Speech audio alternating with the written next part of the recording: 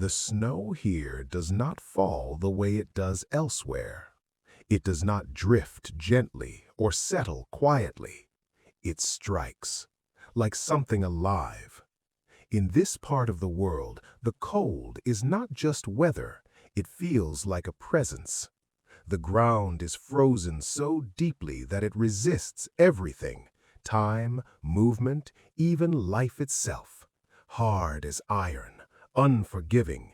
Each breath escapes the body as visible smoke, as though the air itself cannot be held for long. And the wind, it does not whisper, it screams. It cuts through layers of clothing, through skin, through bone, as if searching for anything that dares to survive. This is not just winter. This is a place where nature itself becomes a test. And in this frozen silence, a question rises. How does faith survive in a place like this? Far from deserts and warm lands, far from cities where the call to prayer echoes freely, there exists a land where belief should have faded long ago, a place where survival alone feels like the only possible goal. And yet, it didn't fade. It endured. Because here, faith did not grow in comfort, it survived in the cold. Centuries ago, this land was crossed by traders traveling along vast routes across Asia. They carried silk, goods, and belief. They moved carefully through harsh terrain, stopping wherever the land allowed them to survive. They did not arrive with force. There were no armies, no loud declarations. Only quiet acts. A prayer whispered in open air. A moment of stillness on frozen ground. A life lived with intention. And slowly, something began to take root. Islam entered this frozen world not like a storm, but like snow. Soft, silent, gradual. But it stayed. Some travelers remained. They married into local tribes and shared their way of life. Faith spread not through power, but through presence. Generations passed. Winters grew longer. The cold grew sharper. The land remained in control, always reminding people of their limits. And yet, scattered across this vast white landscape, small communities endured. They built no grand mosques. Many had none at all. Instead, they created quiet spaces inside homes, hidden corners, simple places where they could stand, bow, and remember. Because in Siberia, survival always comes first. And still, they prayed. Then something unexpected happened. The cold that threatened to erase them also preserved them. Like something frozen in time, their traditions stayed intact while the world changed around them. Their faith did not weaken under pressure. It became quieter, more careful, more intentional. But never lost. Inside their homes, stories were passed down in whispers. Parents would wait until the world outside grew silent before teaching their children about distant lands. Warm places where water flows freely, where belief can be spoken without fear. And in those moments, faith was protected, not through strength alone, but through patience. Now, pause and think. If your beliefs were tested by your environment, would you keep them hidden or would you still hold on to them? Take a moment and share your thoughts in the comments, because sometimes the quietest stories carry the strongest truth. In this frozen world, belief is not only tested by the cold, but by life itself.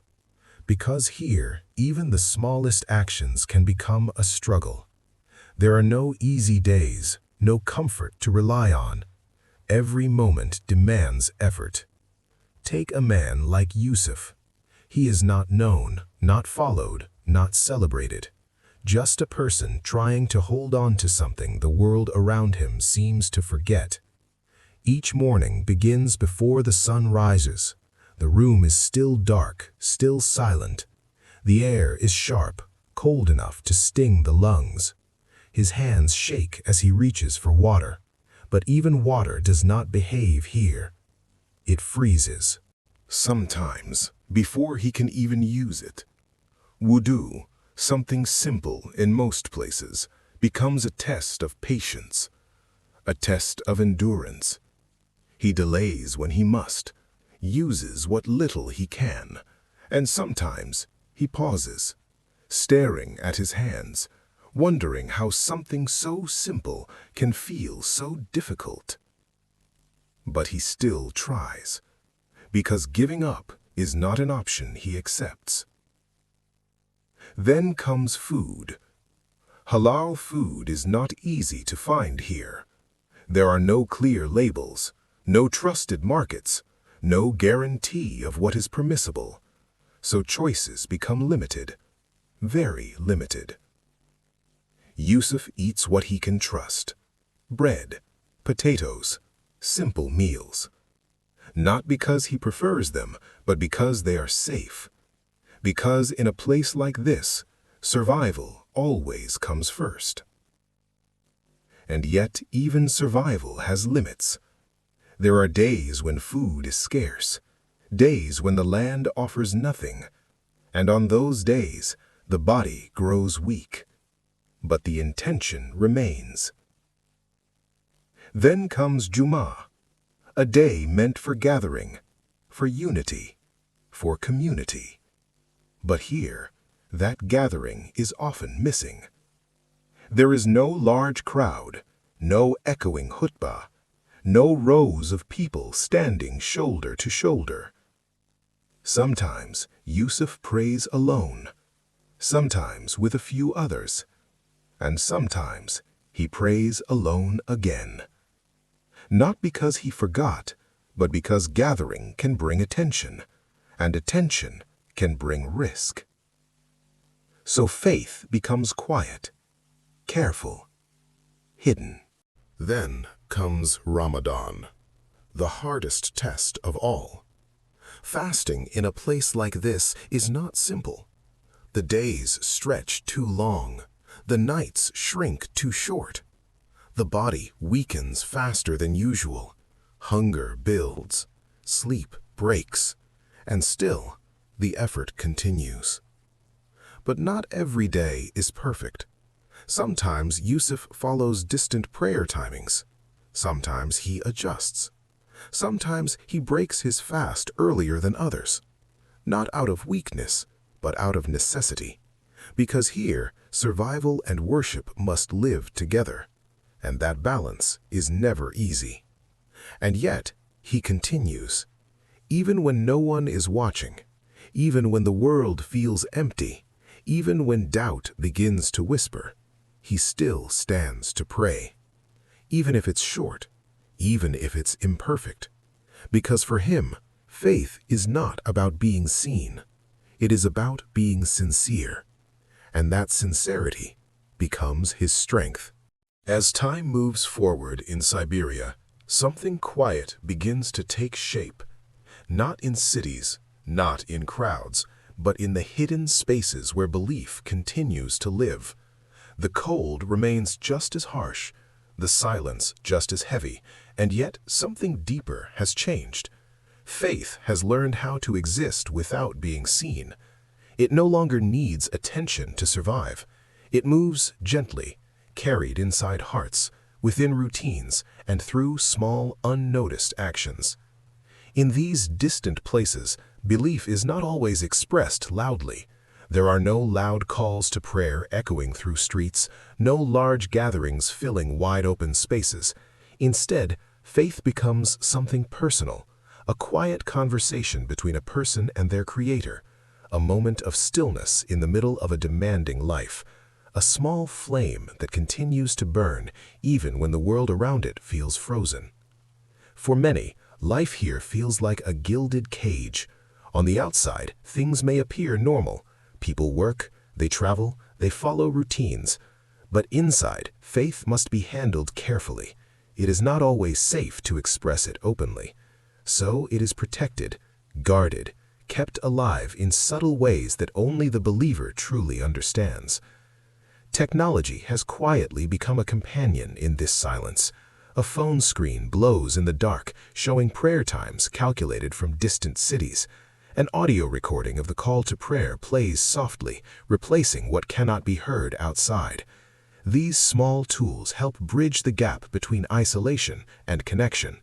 They remind people that even in the farthest corners of the world, they are not alone.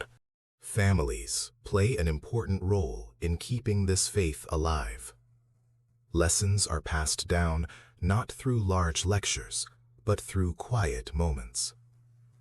A verse shared here, a story told there, a reminder spoken softly before sleep. Children learn not just through teaching, but through watching, through seeing how their parents hold on to belief, even when it is difficult. This is what makes the story of Siberia's believers so powerful. It is not just that they hold on to faith, but how they do it. In conditions that test the body, the mind, and the heart, they continue to stand. Not perfectly, not always easily, but consistently. Faith here is not measured by comfort. It is not defined by how easy life is or how often everything goes right. It is measured by something much deeper: intention, effort, and sincerity. And perhaps that is the greatest lesson hidden within this frozen land. That even when everything around you seems to resist your existence, what lives inside you can still remain untouched. Because belief does not need perfect conditions to survive. It only needs a person willing to hold on to it. And in Siberia, they do.